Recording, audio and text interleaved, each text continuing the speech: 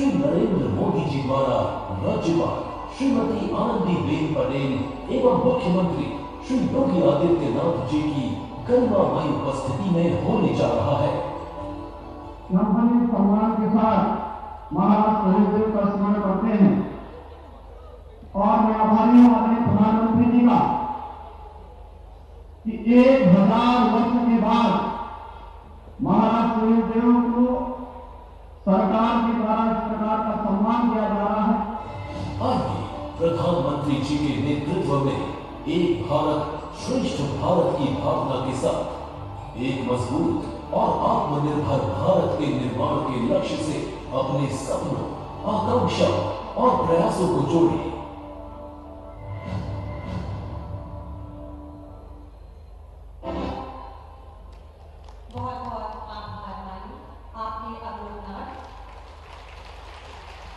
और आदम के साथ माननीय उत्तर प्रदेश से निवेदन करूंगी कि वे कृपया अपने स्वागत उद्बोधन से हमें आनंदित करें।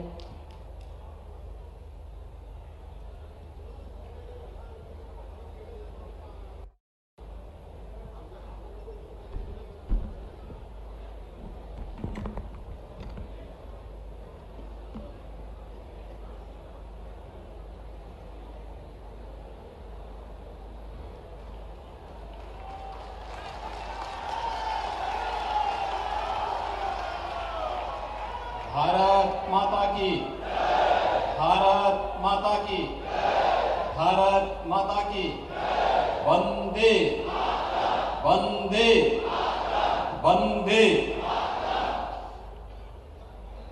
महाराजा सुहेलदेव स्मारक के शिलान्यास कार्यक्रम के अवसर पर उत्तर प्रदेश के इस तराई के क्षेत्र की जनता को जिनका सानिध्य और मार्गदर्शन प्राप्त हो रहा है, देश के यशस्वी प्रधानमंत्री आदरणीय नरेंद्र मोदी जी, उत्तर प्रदेश की माननीय राज्यपाल श्रीमती आनंदीबेन पटेल जी, भारतीय जनता पार्टी के प्रदेश के अध्यक्ष माननीय स्वतंत्र देव सिंह जी, प्रदेश सरकार में मेरे सहयोगी मंत्रीगण, बहराइच के प्रभारी मंत्री श्री अनिल राजभर जी, सहकारिता मंत्री श्री मुकुट बिहारी वर्मा जी, पर्यटन और संस्कृति मंत्री डॉक्टर नीलकंठ तिवारी जी, माननीय सांसद श्री ब्रजभूषण शरण सिंह जी, माननीय सांसद अक्षयवर लाल गौड़ जी, माननीय सांसद श्री सकलदेव राजभर जी, माननीय विधायकगण श्री सुभाष त्रिपाठी जी, श्री सुरेश्वर सिंह जी, श्रीमती अनुपमा जायसवाल जी, श्रीमती माधुरी वर्मा जी, श्रीमती सरोज सोनकर जी, पूर्व सांसद श्री पदम सिंह चौधरी जी, माननीय विधायक विजय राजभर जी, और आज के इस कार्यक्रम में उपस्थित सभी माननीय जनप्रतिनिधिगण और भारी संख्या में यहां पर उपस्थित विभिन्न संगठनों और संस्थाओं से जुड़े हुए उपस्थित महानुभाव, महाराजा सुहेलदेव स्मारक समिति से जुड़े हुए हमारे पदाधिकारीगण और उपस्थित भाइयों बहनों, मैं सबसे पहले इस पूरे कार्यक्रम के प्रणेता, मार्गदर्शक, देश के यशस्वी प्रधानमंत्री जी का आप सब की ओर से, प्रदेशवासियों की ओर से हृदय से स्वागत करता हूं, अभिनंदन करता हूं। भाइयों बहनों, हम सब के लिए आज का दिन अत्यंत महत्वपूर्ण दिन है। आज ज्ञान की अधिष्ठात्री देवी मां भगवती सरस्वती का पावन दिवस है और आज का दिन इस क्षेत्र के नागरिकों के लिए अत्यंत महत्वपूर्ण दिन है। आज से लगभग 1000 वर्ष पूर्व विदेशी आक्रांता से इस धरती को पूरी तरह सुरक्षित करने के लिए अपना शौर्य और पराक्रम का प्रदर्शन इस धरती पर करने वाले धर्मरक्षक राष्ट्र नायक महाराजा सुहेलदेव की पावन जयंती का कार्यक्रम भी है। और इस अवसर पर आदरणीय प्रधानमंत्री जी के कर कमलों से महाराजा सुहेलदेव के भव्य स्मारक का शिलान्यास का कार्यक्रम कुछ ही देर में संपन्न होने जा रहा है। मैं इसके लिए आदरणीय प्रधानमंत्री जी का हृदय से आभार व्यक्त करते हुए उनका स्वागत और अभिनंदन करता हूं। भाइयों बहनों, इसके साथ ही आदरणीय प्रधानमंत्री जी के द्वारा बहराइच में आज से 4 वर्ष पहले एक मेडिकल कॉलेज इस क्षेत्र की आरोग्यता के लिए दिया गया था। और मेडिकल कॉलेज बनकर के तैयार हुआ है और मेडिकल कॉलेज का नाम भी हम लोगों ने महाराज सुहेलदेव के नाम पर ही रखा है। आदरणीय प्रधानमंत्री जी के कर कमलों से मेडिकल कॉलेज का भी आज उद्घाटन आदरणीय प्रधानमंत्री जी के कर कमलों से होने जा रहा है। हम जब महाराज सुहेलदेव की इसका स्मरण करते हैं तो इसके साथ ही हमें महर्षि बालार्क का भी स्मरण होता है, जिनकी प्रेरणा से इस क्षेत्र के राजाओं ने एकत्र होकर के महाराज सुहेलदेव के नेतृत्व में उस समय के बर्बर विदेशी आक्रांताओं के खिलाफ इतिहास की एक ऐसी लड़ाई को लड़ा था जिनके शौर्य और पराक्रम के कारण अगले 150 वर्षों तक भारत पर किसी भी विदेशी आक्रांता के द्वारा हमला करने का दुस्साहस नहीं हुआ था। वह ऋषि महाराज यहां पर बालार्क ऋषि के रूप में इस बहराइच को एक नई पहचान देने वाले महाराज बालार्क के नाम पर भी आदरणीय प्रधानमंत्री जी की प्रेरणा से यहां के जिला चिकित्सालय का नामकरण भी प्रदेश सरकार के द्वारा किया गया और उनके प्रति अपनी विनम्र श्रद्धांजलि अर्पित की गई।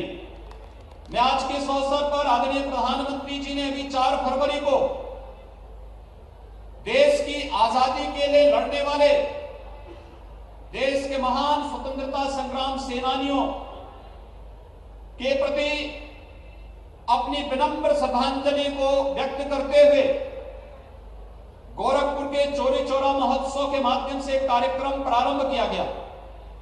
चौरी चौरा महोत्सव के कार्यक्रम की शताब्दी महोत्सव के कार्यक्रम के कारण हर एक शहीद स्मारक पर कार्यक्रम चल रहे हैं।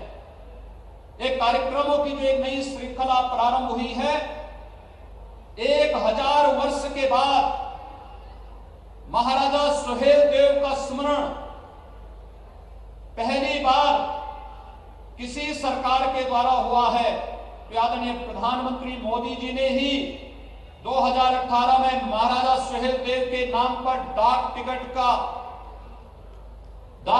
को भी परिचालन में लाकर के महाराजा सुहेलदेव के प्रति भारत की श्रद्धा और सम्मान को व्यक्त करने का कार्य किया था।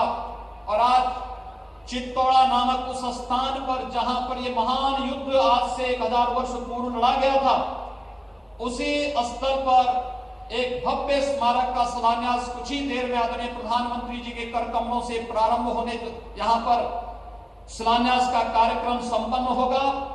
मैं आज के इस अवसर पर आदरणीय प्रधानमंत्री जी ने सबका साथ, सबका विकास और सबके विश्वास की जो बात कही है, उस पर उत्तर प्रदेश सरकार पूरी प्रतिबद्धता से कार्य करते हुए न केवल शासन की कल्याणकारी योजनाओं का लाभ समाज के प्रत्येक तबके को देने के लिए पूरी तरह प्रतिबद्ध है, सुरक्षा और सम्मान का भाव समाज के प्रत्येक तबके तक पहुंचाने के लिए पूरी प्रतिबद्ध है, बल्कि राष्ट्र के उन महानायकों के प्रति भी पूरी श्रद्धा और सम्मान का भाव व्यक्त करते हुए जहां कहीं भी उनके स्मारक और उनसे जुड़ी हुई स्मृति भूमिका होगी उनकी पुनर्स्थापना के लिए पूरी प्रतिबद्धता के साथ कार्य करेंगे।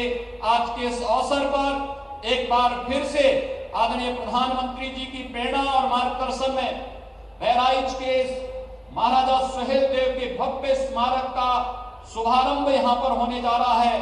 आदरणीय प्रधानमंत्री जी ने अपना बहुमूल्य समय इस कार्य के लिए हमें प्रदान किया। आज के इस कार्यक्रम में समाज से जुड़े हुए पूरे प्रदेश के अलग अलग तबके से जुड़े हुए लोगों की उपस्थिति, महानुभावों की उपस्थिति, सामाजिक संगठनों की उपस्थिति इस अवसर पर यहाँ पर है। मैं इस अवसर पर आदरणीय प्रधानमंत्री जी का उन सभी संगठनों, संस्थाओं और सामाजिक संगठनों की ओर से भी हृदय से स्वागत और अभिनंदन करते हुए उनके प्रति सरदार सम्मान का भाव व्यक्त करते हुए महाराजा सुहेलदेव की 1012वीं जयंती कार्यक्रम के अवसर पर महाराजा सुहेलदेव को विनम्र नमन करते हुए प्रदेशवासियों की ओर से विनम्र श्रद्धांजलि भी अर्पित करता हूं। धन्यवाद। जय हिंद।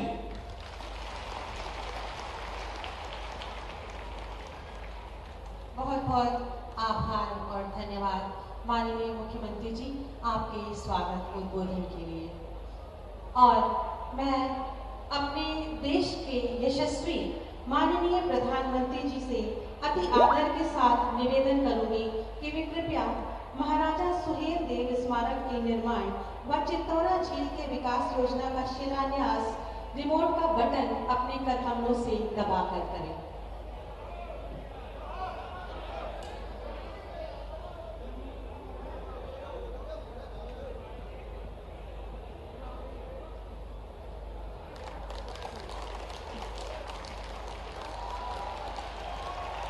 बहुत बहुत आभार और धन्यवाद माननीय।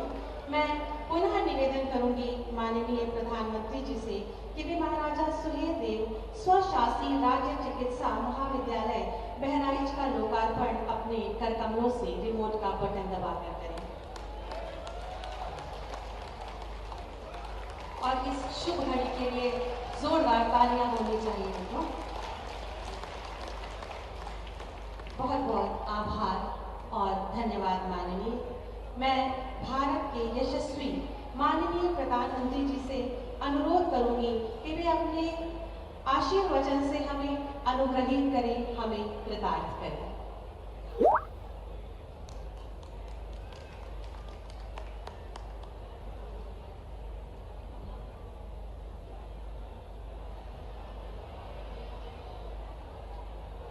जी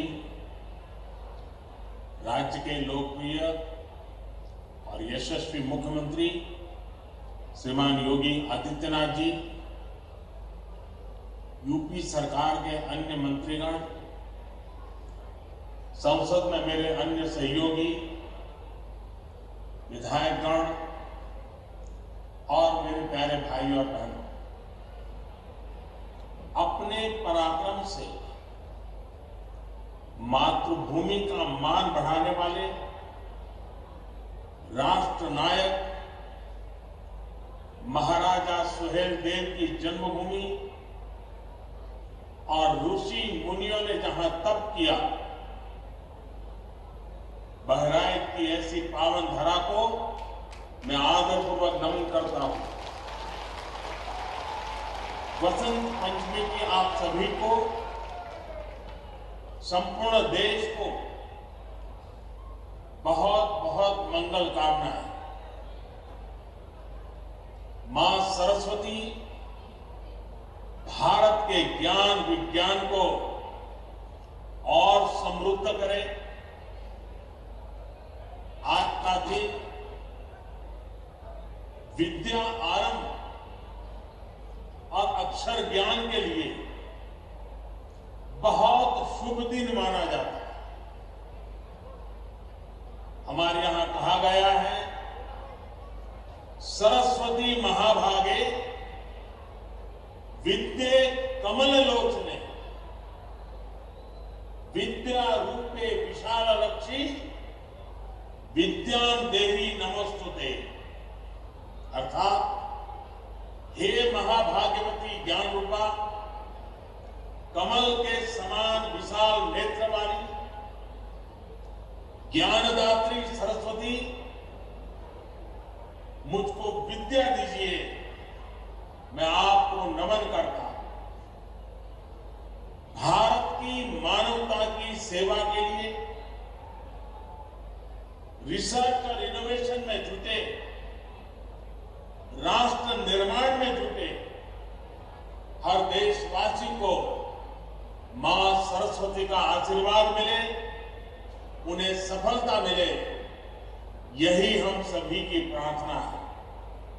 भाइयों और बहनों, रामचरितमानस में गोस्वामी तुलसीदास जी कहते हैं, ऋतु बसंत वह त्रिविध प्यार, यानी वसंत ऋतु में शीतल, मंद, सुगंध ऐसी 3 प्रकार की हवा बह रही है। इसी हवा, इसी मौसम में खेत, खलिहान, बाग, बगान से लेकर जीवन का हर हिस्सा आनंदित हो रहा है। वाकई हम जिस तरफ देखें तो फूलों की बहार है, हर जीव वसंत ऋतु के स्वागत में खड़ा है। ये वसंत महामारी की निराशा को पीछे छोड़कर आगे बढ़ते भारत के लिए नई उम्मीद, नई उमंग लेकर आया है। इस उल्लास में भारतीयता, हमारी संस्कृति, हमारे संस्कारों के लिए ढाल बनकर खड़े होने वाले महानायक महाराजा सुहेल देव जी का जन्मोत्सव हमारी खुशियों को और बढ़ा रहा है। साथियों, मुझे करीब 2 साल पहले गाजीपुर में महाराजा सुहेल देव की स्मृति में डाक टिकट जारी करने का अवसर मिला। आज बहराइच में उनके भव्य स्मारक के शिलान्यास का सौभाग्य मिला। ये आधुनिक और भव्य स्मारक ऐतिहासिक चित्तौरा झील का विकास, बहराइच पर महाराजा सुहेल देव के आशीर्वाद को बढ़ाएगा, आने वाली पीढ़ियों को भी प्रेरित करेगा।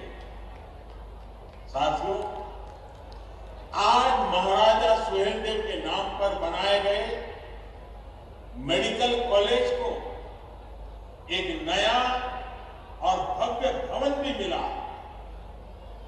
बहराइच जैसे विकास के लिए आकांक्षी जिले में स्वास्थ्य सुविधाएं बढ़ना यहां के लोगों के जीवन को आसान बनाएगा। इसका लाभ आसपास के श्रावस्ती, बलरामपुर, सिद्धार्थनगर वो तो होगा ही, नेपाल से आने वाले मरीजों को भी ये मदद करेगा। भाइयों बहनों, भारत का इतिहास सिर्फ वो नहीं है जो देश को गुलाम बनाने वालों, गुलामी की मानसिकता के साथ इतिहास लिखने वालों ने लिखा। भारत का इतिहास वो भी है जो भारत के सामान्य जन ने भारत की लोक गाथाओं में रचा बसा है, जो पीढ़ियों ने आगे एक पीढ़ी से दूसरी पीढ़ी बढ़ाते रहे। आज जब भारत अपनी आजादी के 75वें वर्ष में प्रवेश कर रहा है, तो ऐसे महापुरुषों का योगदान, उनका त्याग, उनकी तपस्या, उनका संघर्ष, उनकी वीरता, उनकी शहादत, इन सब बातों का स्मरण करना, उनको आदरपूर्वक नमन करना, उनसे प्रेरणा पाना, इससे बड़ा कोई अवसर नहीं हो सकता।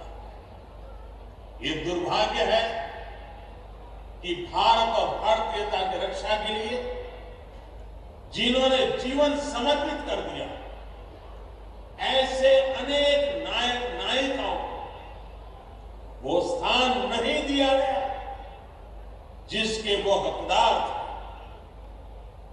इतिहास रचने वालों के साथ इतिहास लिखने के नाम पर हेरफेर करने वालों ने जो अन्याय किया, उसे अब आज का भारत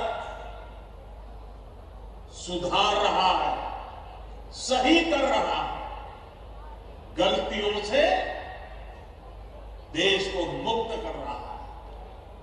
आप देखिए, नेताजी सुभाष चंद्र बोस जो आजाद हिंद सरकार के पहले प्रधानमंत्री थे, क्या उनकी इस पहचान को, आजाद हिंद फौज के योगदान को वो महत्व दिया गया जो महत्व नेताजी को मिलना चाहिए था? आज लाल किले से लेकर अंडमान निकोबार तक उनकी इस पहचान को हमने देश और दुनिया के सामने सशक्त किया। देश की 500 से ज्यादा रियासतों को एक करने का कठिन कार्य करने वाले सरदार वल्लभ भाई पटेल जी के साथ क्या किया गया? देश का हर बच्चा इस बात को भली भांति जानता है। आज दुनिया की सबसे बड़ी प्रतिमा statue of unity Sardar Patel की है, जो हमें प्रेरणा दे रही है। देश के संविधान देने में अहम भूमिका देने वाले वंचित, पीड़ित, शोषित की आवाज बाबा साहब आंबेडकर को भी सिर्फ राजनीतिक चश्मे से देखा। आज भारत से लेकर इंग्लैंड तक डॉक्टर बाबा साहब आंबेडकर से जुड़े स्थानों को पंचतीर्थ के रूप में विकसित किया जा रहा है। साथियों, भारत के ऐसे अनेकों सेनानी हैं जिनके योगदान को अनेक वजहों से मान नहीं दिया गया, पहचान नहीं दी गई। चौरी चौरा के वीरों के साथ जो हुआ, वो क्या हम भूल सकते हैं?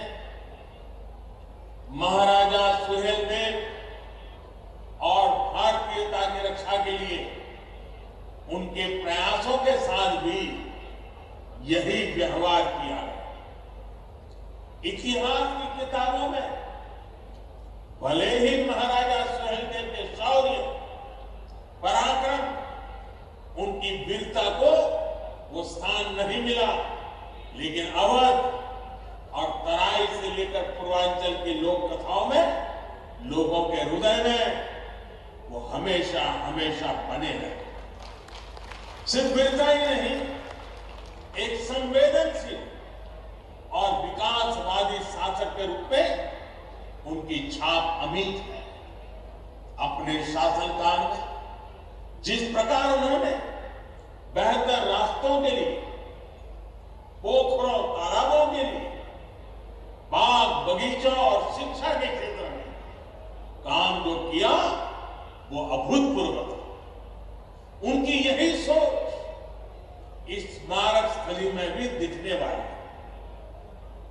साथियों, पर्यटक महाराजा सुहेलदेव जी के जीवन से प्रेरित हो सके, इसके लिए उनकी 40 फीट की कांस्य प्रतिमा स्थापित होगी। यहां पर बनने वाले संग्रहालय में महाराजा सुहेलदेव से जुड़ी ऐतिहासिक जानकारियां होंगी। इसके भीतर की और आसपास की सड़कों का चौड़ीकरण किया जाएगा। बच्चों के लिए पार्क बनेगा, सभागार होगा, पर्यटकों के लिए आवास गृह, पार्किंग, कैफेटेरिया जैसी अनेक सुविधाओं का निर्माण होगा।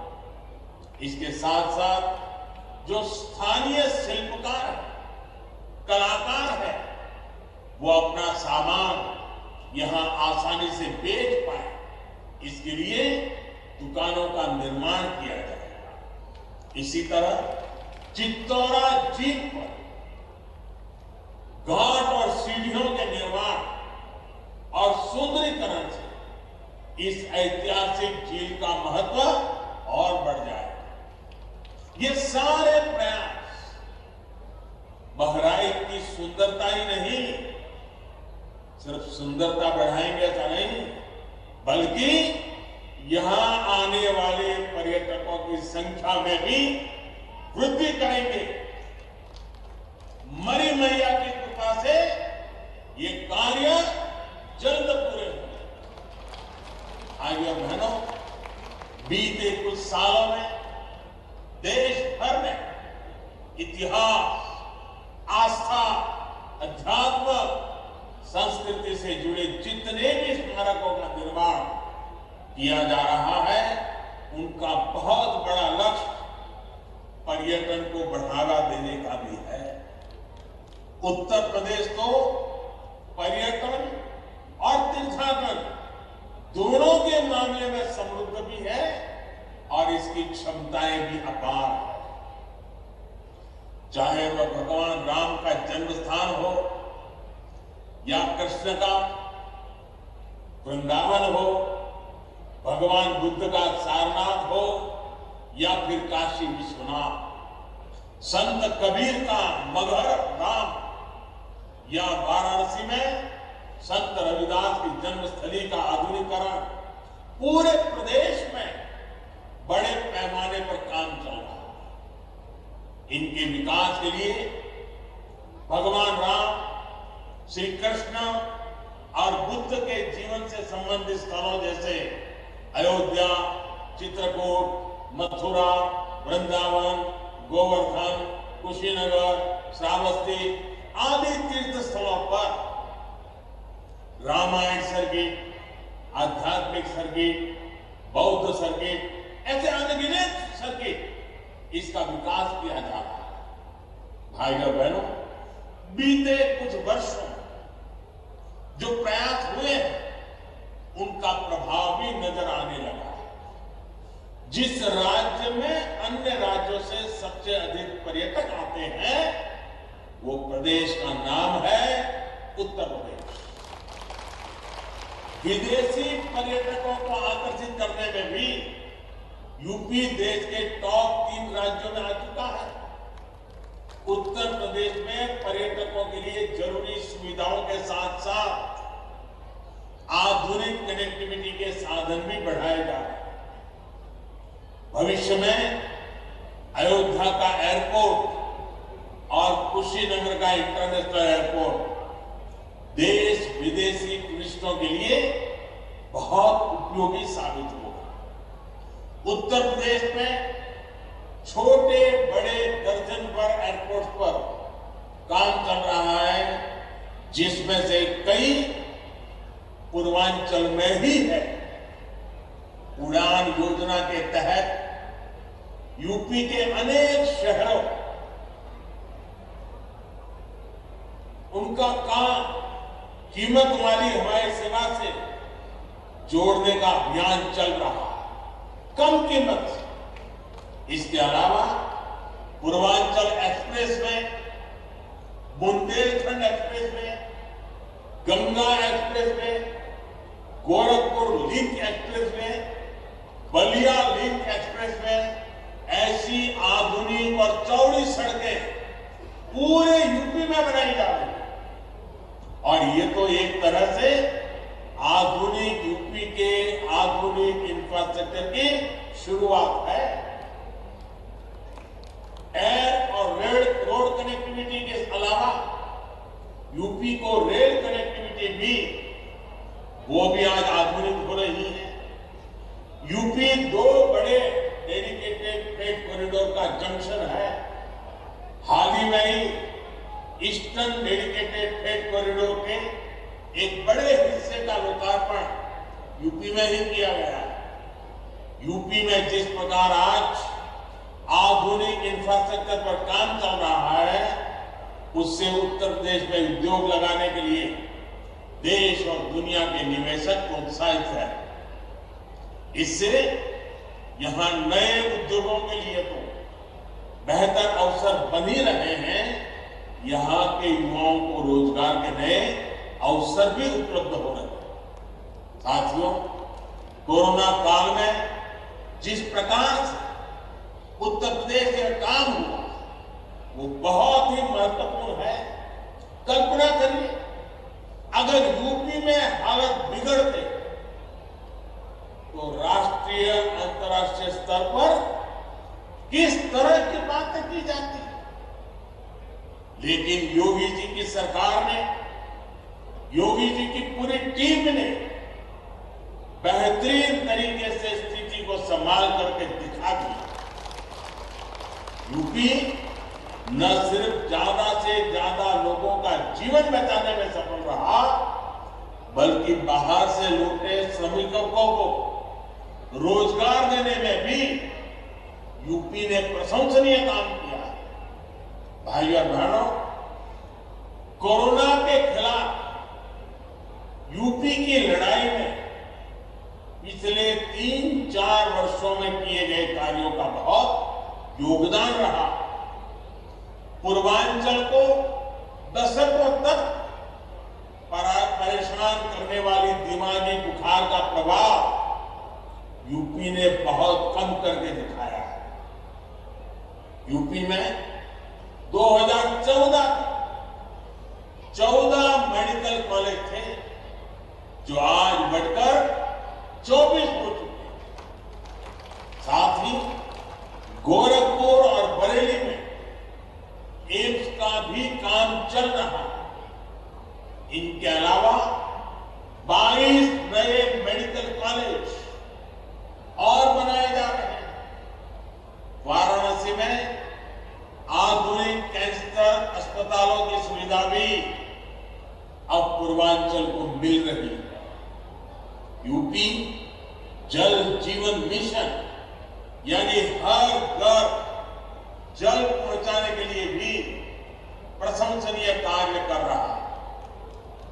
जब शुद्ध पीने का पानी घर घर पहुंचेगा तो इससे अनेक बीमारियां वैसे ही कम हो जाएगी। भाइयों और बहनों, उत्तर प्रदेश में बेहतर होती बिजली, पानी, सड़क और स्वास्थ्य की सुविधाओं का सीधा लाभ गांव, गरीब और किसान को हो रहा है। विशेष तौर पर छोटे किसान जिसके पास बहुत कम जमीन होती है, वो इन योजनाओं के बहुत बड़े लाभार्थी हैं। उत्तर प्रदेश के ऐसे लगभग 2.5 करोड़ किसान परिवारों के बैंक खाते में पीएम किसान सम्मान निधि के माध्यम से सीधे पैसे जमा किए जाते हैं। ये वो किसान परिवार है जो कभी बिजली का बिल या खाद की बोरी खरीदने के लिए दूसरों से कर्ज लेने के लिए मजबूर थे, लेकिन ऐसे छोटे किसानों को हमारी सरकार ने 27,000 करोड़ रुपए से अधिक सीधे ट्रांसफर कर दिए, उनके खाते में जमा कर दिए। यहां किसानों को बिजली न होने की वजह से जो दिक्कतें आती थी, रात भर बोरिंग के पानी के लिए जागना पड़ता, इंतजार करना पड़ता था कि मेरा नंबर कब आएगा। ऐसी तमाम दिक्कतें भी बिजली आपूर्ति सुधरने से अब दूर हो रही है। साथियों, देश की जनसंख्या बढ़ने के साथ खेती की जमीन छोटी से छोटी होती जा रही है। इसलिए देश में किसान उत्पादक संघों का निर्माण बहुत आवश्यक है। आज सरकार छोटे किसानों के हजारों किसान उत्पादक संघ यानी एफपीओ बना रही है। 1-2 बीघा के 500 किसान परिवार जब संगठित होकर बाजार में उतरेंगे तो वो 500,000 बीघा के किसान से भी ज्यादा ताकतवर है। इसी प्रकार किसान रेल के माध्यम से सब्जी, फल, दूध, मछली और ऐसे अनेक व्यवसायों से जुड़े छोटे किसानों को अब बड़े बाजारों से जोड़ रहा है। जो नए कृषि सुधार किए गए, इनका लाभ भी छोटे और सीमांत किसानों को सबसे अधिक होगा। उत्तर प्रदेश में इन नए कानूनों के बनने के बाद जगह जगह से किसानों के बेहतर अनुभव सामने आने में भी लगे। इन कृषि कानूनों को लेकर भांति भांति का प्रचार करने की कोशिश की गई। ये पूरे देश ने देखा है कि जिन्होंने देश के कृषि बाजार में विदेशी कंपनियों को बुलाने के लिए कानून बनाया, वो आज देशी कंपनियों के नाम पर किसानों को डरा रहे। साथियों, राजनीति के लिए झूठ और अपप्रचार किए पोल अब स्वयं किसान खोल रहे हैं। नए कानूनों के लागू होने के बावजूद यूपी में इस बार पिछले साल की तुलना में 2 गुने किसानों का धान खरीदा गया। इस बार करीब 65 लाख मैट्रिक टन की खरीद यूपी में हो चुकी है, जो बीते साल की तुलना में लगभग 2 गुनी है। यही नहीं, योगी जी की सरकार गन्ना किसानों तक भी बीते सालों में 1 लाख करोड़ रुपए से अधिक पहुंचा चुकी है। कोरोना काल में भी गन्ना किसानों को दिक्कत न आए, इसके लिए हर संभव मदद दी गई। चीनी मिलें किसानों को भुगतान कर पाए, इसके लिए केंद्र ने भी हजारों करोड़ रुपए राज्य सरकारों को दिए। गन्ना किसानों का भुगतान समय पर होता रहे, इसके लिए योगी जी की सरकार के प्रयास जारी है। भाइयों और बहनों, सरकार की यह हर संभव कोशिश है कि गांव और किसान का जीवन बेहतर हो। किसान को, गांव में रहने वाले गरीब को परेशानी ना हो, उसको अपने मकान पर अवैध कब्जे की आशंका से मुक्ति मिले, इसके लिए स्वामित्व योजना भी आज पूरे उत्तर प्रदेश में चलाई जा रही है। इस योजना के तहत आज तक यूपी के करीब 50 जिलों में ड्रोन के माध्यम से सर्वे चल रहा है। लगभग 12,000 गांवों में ड्रोन सर्वे का काम पूरा हो चुका और अभी तक 2 लाख से ज्यादा परिवारों को प्रॉपर्टी कार्ड यानी घरौनी मिल चुका है। यानी ये परिवार अब हर प्रकार की आशंका से मुक्त हो चुके। साथियों, आज गांव का गरीब किसान देख रहा है कि उसके छोटे से घर को बचाने के लिए, उसकी जमीन को बचाने के लिए पहली बार कोई सरकार इतनी बड़ी योजना चला रही है। इतना बड़ा रक्षा कवच हर गरीब को, हर किसान को, हर ग्रामवासी को दे रहा है। इसलिए जब कोई कृषि सुधारों के माध्यम से किसानों की जमीन छीन जाने का झूठ फैलाता है, तो उस पर कोई कैसे विश्वास कर सकता है। हमारा लक्ष्य देश के हर नागरिक को समर्थ बनाने, हमारा संकल्प देश को आत्मनिर्भर बनाने। इस संकल्प की सिद्धि के लिए समर्पित भाव से हम जुटे रहे। मैं रामचरितमानस की एक चौपाई से ही अपनी बात समाप्त करूंगा। रामचरितमानस में कहा गया है, प्रभीसी नगर कीजे सब काजा, प्रभीसी नगर कीजे सब काजा, हृदय राखी कौशलपुर राजा। भावार्थ ये कि हृदय में भगवान राम का नाम धारण करके हम जो भी कार्य करेंगे उसमें निश्चित सफलता मिलेगी ही। एक बार फिर महाराजा सुहेलदेव जी को नमन करते आपको इन नई सुविधाओं के लिए बहुत बहुत बधाई देते हुए योगी जी और उनकी पूरी टीम का अभिनंदन करते हुए बहुत बहुत धन्यवाद। बहुत बहुत धन्यवाद और आभार माननीय प्रधानमंत्री जी, आपका हम हृदय से आभार व्यक्त करते हैं कि आपने अपनी गरिमामय उपस्थिति से इस कार्यक्रम में एक अभूतपूर्व गरिमा प्रदान की। हृदय से आभार, धन्यवाद। बहुत बहुत धन्यवाद। और साथ ही साथ हम धन्यवाद व्यक्त करते हैं माननीय राज्यपाल महोदया उत्तर प्रदेश कि आपकी उपस्थिति से इस कार्यक्रम को एक अलग ऊंचाई और एक गरिमा प्राप्त।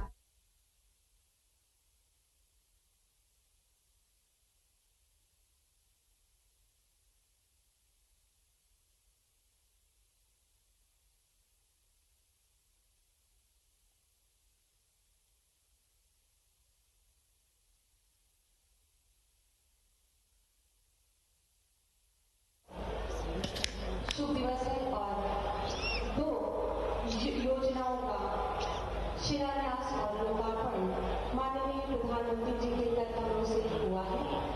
महाराजा सुहेलदेव स्मारक के निर्माण व चित्तौरा झील की विकास योजना का शिलान्यास माननीय प्रधानमंत्री जी के कदमों से ऑनलाइन किया गया और चिकित्सा के क्षेत्र में एक अलग आयाम स्थापित करने जा रहा महाराजा सुहेलदेव स्वशासी राज्य चिकित्सा महाविद्यालय जो कि बहराइच में स्थापित हो चुका है, निर्माण कार्य हो गया है, उसका भी लोकार्पण आज हमारे देश के यशस्वी माननीय प्रधानमंत्री जी के कर कमलों से हुआ है। मैं निवेदन करूंगी कि माननीय प्रधानमंत्री जी का आभार एक बार पुनः जोरदार तालियों के माध्यम से किया जाए। मैं अति आदर के साथ माननीय मुख्यमंत्री जी व अन्य महानुभाव गणों को मंच पर पुनः आमंत्रित करूंगी। विभिन्न योजनाओं के लाभार्थियों को प्रमाण पत्र और सहायता वितरित करने हेतु